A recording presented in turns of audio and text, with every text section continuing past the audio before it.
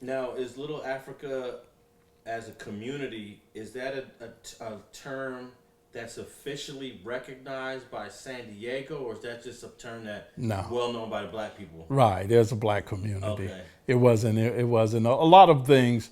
We name a lot of stuff for our own selves, and we know what it is. But it's not like, we have like Ocean View Park in Ocean View. That used to be a main area for black. The black community had a lot of events and gatherings at Ocean View Park. All the bands used to come out there and play.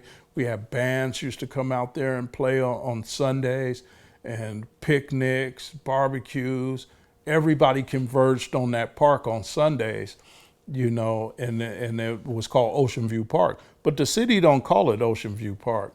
We call it Ocean View Park because it's set on Ocean View Boulevard. And so because the street Ocean View Boulevard was there, they just start calling it Ocean View Park. But the city, I believe, calls that area Mountain View, you know.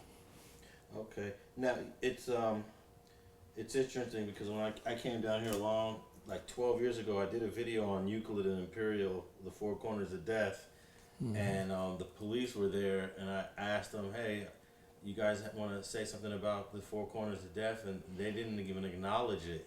They said, "That's what are Right. you talking about?" So, but is there a movement like a lot of communities want to be recognized by the city to have signs to say, this is for pride in the community, for pride in our race. Do you think that San Diego should acknowledge some of these neighborhoods? Because is there an official black community that the city of San Diego acknowledges as, yeah, this is a black historic district? Uh, there are some names that the gangs use that the city does use too, like Lincoln Park.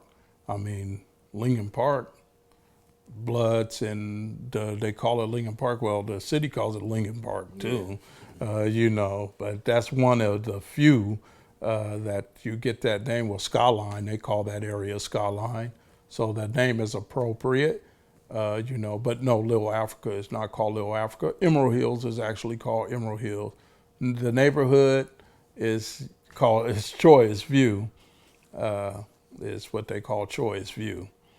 And West Coast, well, it was more known as Logan Heights, but that was the Latino part of it.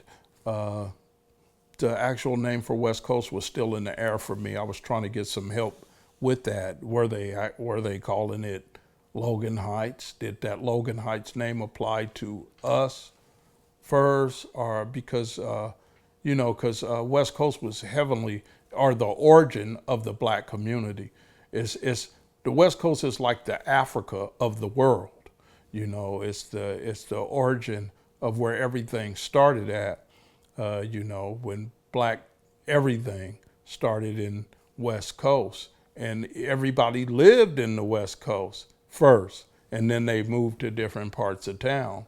But most people from San Diego at some point will say that they probably lived in the coast before. Not the new guys or the younger cats, but OGs and stuff. A lot of them from even blood sets probably lived in the coast before, because that's where we were all at before we start branching out to different areas in San Diego. Now, how did your parents get to San Diego? My parents came from Louisiana.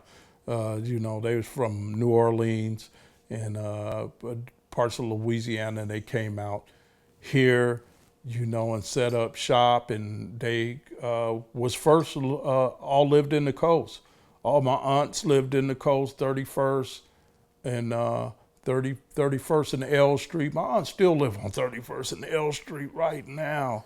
And I remember being over there as a boy, and she's still right now today. She still live on 31st and L. My cousins, they lived on 30th and L, right down the street. We lived on 26th and Island.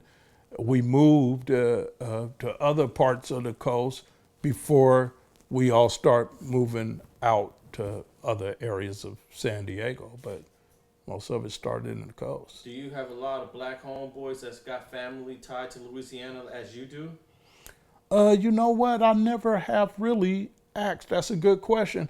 I never really have asked a lot of my homeboys originally where their families are from and stuff, but most of us was born in San Diego. Yeah. Now their families was probably from somewhere else, because I find out later on, like my homeboy, rest in peace, Cookie Crumbles, rest in peace, Cookie Crumbles. He was hit in a hit and run in Kansas City, where he moved to be with his son, and he was had some health issues, so he went to live with his son, and he was hit, but his family was.